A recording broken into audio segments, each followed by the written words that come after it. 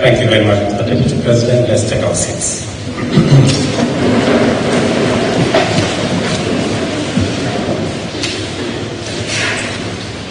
Let me first take this opportunity to welcome all of you present here.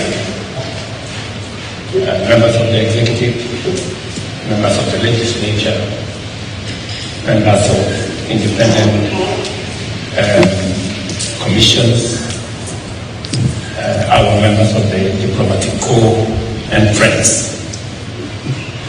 This function is not just a part of the traditions and practices of our public service sector. It has its foundations in the Constitution, which, besides national values and principles of governance, has entire chapters devoted to the public service as well as leadership and integrity. These provisions, alongside other laws enacted under them, when seeking our and receiving public services, define the expectations and entitlement of citizens. For us, they also set the standard we must uphold at all times in our performance, individually and also collectively. It is important for us to understand that in entering the public service, we are under an explicit and implied binding contract with the people of Kenya to perform the tasks and duties entrusted to us and manage resources under our stewardship to a specific minimum standard set both by the law and by the Constitution. It is therefore always a good strategy to establish the document and clear terms and conditions to which we and the citizens of Kenya can make reference in evaluating whether we are doing our jobs as is required of us and providing meaningful value to the people of Kenya. In electing their government, the people express specific expectations and entrust us to deliver fully and also to deliver on time. I am committed to honoring that trust fully, and to do so, I rely on you to equally do your part as set out in your terms of appointment and as demanded by the Constitution, the law of Kenya, and the electorate. Our performance contract with citizens was formalized upon the inauguration of this administration in our commitment under the bottom-up economic transformation agenda for Kenya. This plan embodies our commitment to addressing critical priorities, including reducing the cost of living, managing inflation, taking all steps to create jobs, eradicate hunger, enhancing food production and productivity in general, and expanding the tax base and improving our foreign exchange balances. We also pledged to enhance governance, democracy, and the rule of law, protect rights and freedoms, uphold our national sovereignty, and achieve inclusive economic growth. These are the benchmarks by which Kenyans will assess our success. As we sign the second generation ministerial performance contract for the year 2024-25, let us reflect on our commitments, the ones we made, and the weight of the responsibility that we have on our shoulders. These performance contracts are not mere bureaucratic rituals or ceremonial formalities. They represent firm and solid commitments to implement the inclusive and transformative goals of our plan. I must emphasize, and I encourage you to internalize the strategic pillars of this agenda and their interconnectedness. These pillars demand greater efficiency in current programs and projects, and a bold redefinition of our service delivery paradigm. Agriculture, for example, is critical to ensuring food security, empowering farmers, creating an ecosystem of micro, small, and medium enterprise, drive job creation, and also build on our economic growth. Affordable housing, on the other hand, enhances dignity and stimulates not just the construction sector, but the whole manufacturing ecosystem in our country. Universal health coverage fosters a healthy, productive population, making sure that no citizen is left behind. While the digital superhighway and creative economy positions Kenya as a global innovative and innovation hub, enhancing our efficiency and also building on our competitiveness.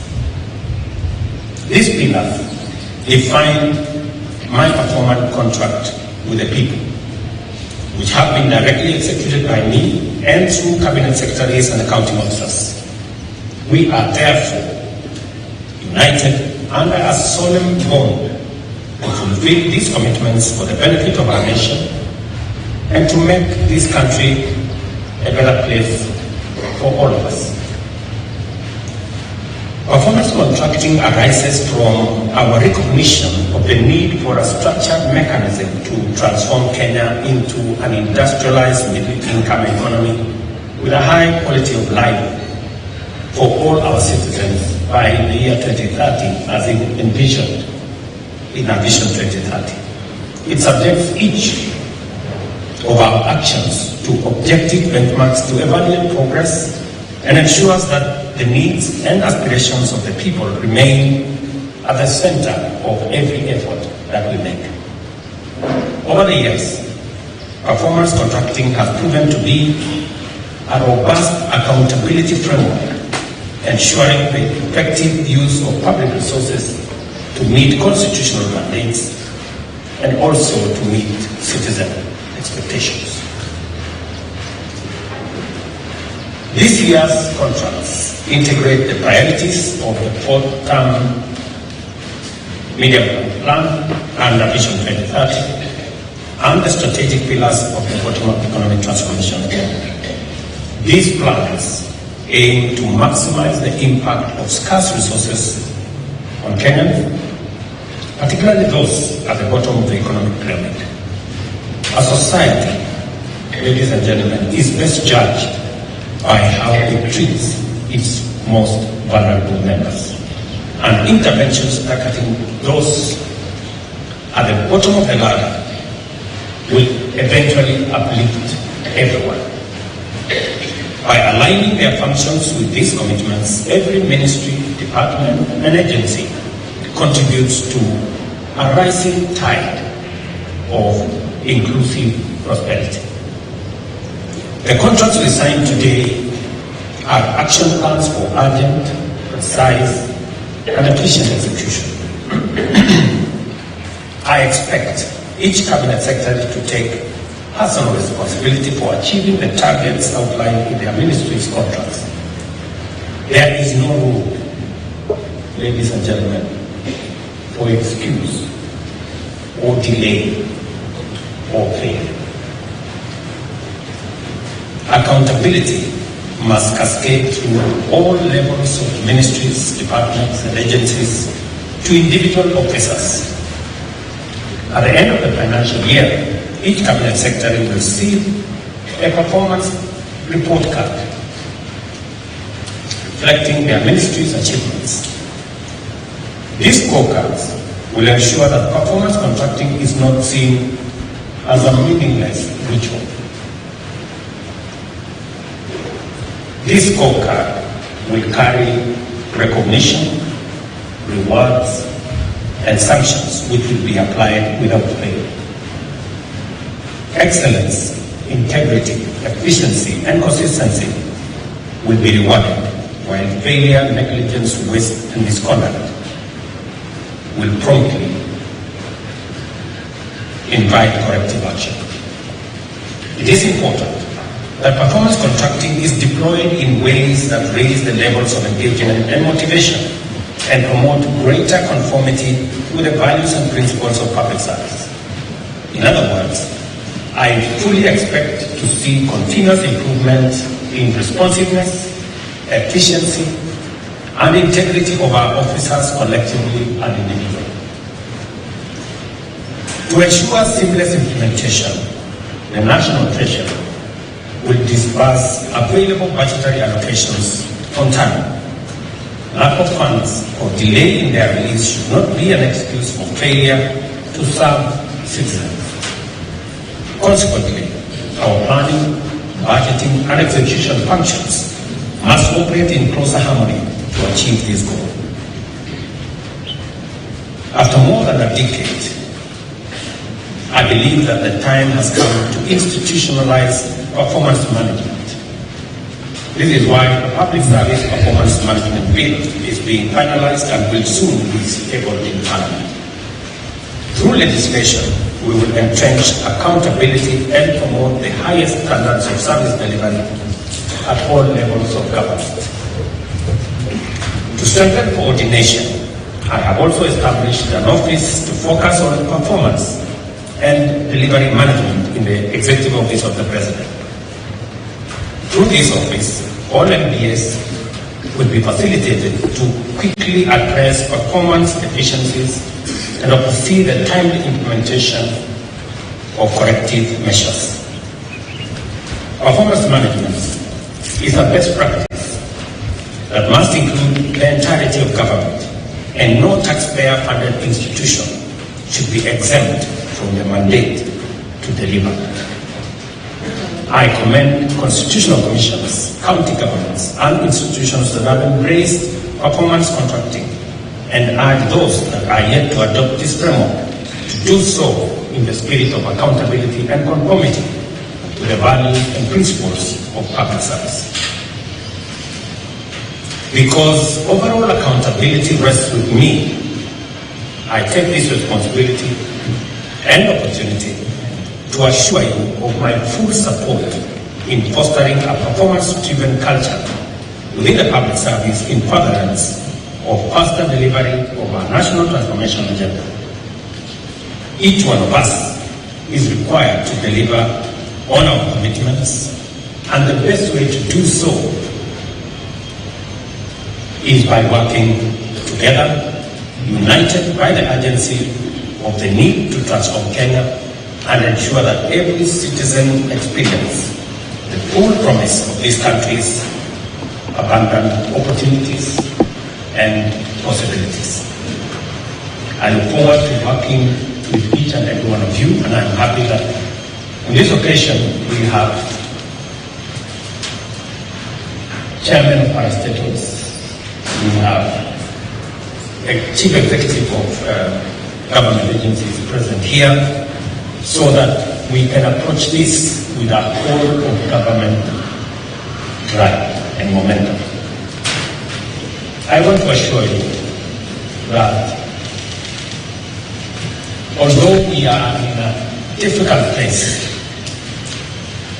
globally, economically, but I am very confident that we have the team, we have the people, and we have the plan and the goodwill to transform our nation. I have no doubt in my mind, and there is no room for failure. We must succeed. We must build on the synergies that exist within government departments, work together towards creating the momentum that is going to make each and everyone succeed. I want us to understand that the failure of one sector of government, one department, one agency, one ministry affects the overall performance of government. And therefore, It is our collective responsibility to make sure that using the whole of government approach, that we ensure that we build the necessary momentum and also synergy so that we can succeed together. The executive will not succeed if the legislature does not succeed. And the judiciary will not succeed if the executive or the legislature does not succeed. The success of Kenya is going to be the success of every arm of government and every department of government and every agency of government. And that is how we are going to succeed. I want to assure us, as the people of Kenya, that we are in a very pivotal moment. We have taken on a transformative pathway. We have taken on very difficult assignments. For a very long time, close to 15, 20 years, we haven't brought clarity about our education and the funding of our education. We have decided this time round to bite the bullet and sort out the funding in our education sector and provide clarity on the education of our children. For a very long time, we have imported food in Kenya when we have the wherewithal, the capacity to produce enough food in our country. We've taken on that responsibility and we are making strides. This year, by God's grace, in a very long time, we will not import some of the food products, including maize. I am very proud that we are making significant progress in the production of sugar in Kenya. Something that has been so difficult. We've had to look for Mombasa safeguard waivers since I was Minister for Agriculture almost 10 years ago. But this year, by God's grace, and with our farmers working hard and the support we've given them, we have seen a drastic reduction in importation of sugar. We have taken on another very difficult assignment to make sure that we give decent dwellings to the people of Kenya, especially the vulnerable, especially the disadvantaged, those who live in slums without toilets, without electricity, with no sanitation. We've taken on that assignment because we have decided a different pathway for Kenya.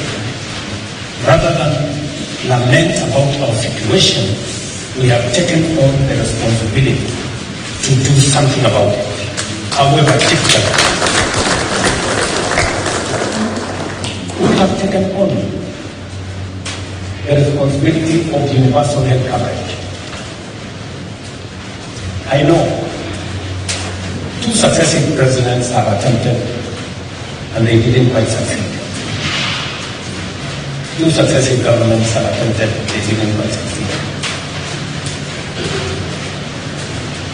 We have decided that we are taking on this challenge because there are too many Kenyans that die out of illnesses that we can treat. There are too many Kenyans who end up in squalor and poverty because of hospital bills.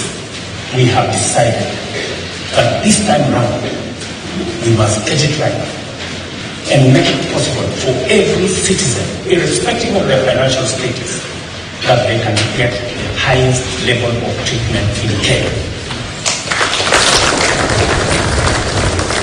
Difficult, yes.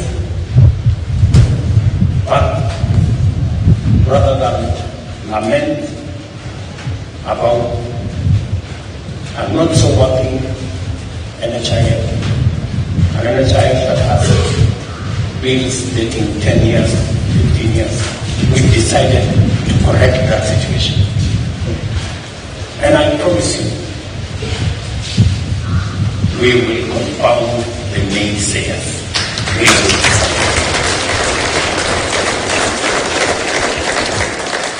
This country will not fail. This great nation that God has given us will succeed. The enemy of Kenya will be put to shame because we are going to succeed. And we are going to take this country forward. I am persuaded and I am very clear and I am focused on making sure that together with all of us, working as leaders in the Republic of Kenya. And all of us understand the more authority you have, the greater the responsibility that rests on your shoulders. And the greater the responsibility you have on your shoulders, the higher the accountability that you're judged by. So all of us must work together towards making Kenya succeed. This country of ours, this home that God has given us, we must work tirelessly to make it succeed, to make it great, so that we can bequeath the next generation of Kenyans a better country, much more than this country. A country that shares prosperity, a united country. So, ladies and gentlemen, I am asking all of you, the people who serve in different capacities, the people who have the privilege and honor to occupy whatever office in the service of the people of Kenya, that we join hands, work together, and we focus on making this nation great. I want to thank you very much for coming for this function.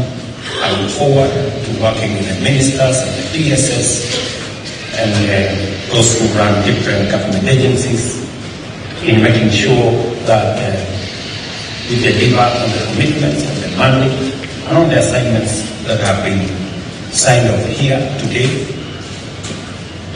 so that our nation can succeed and we can meet the expectations of the people of Kenya.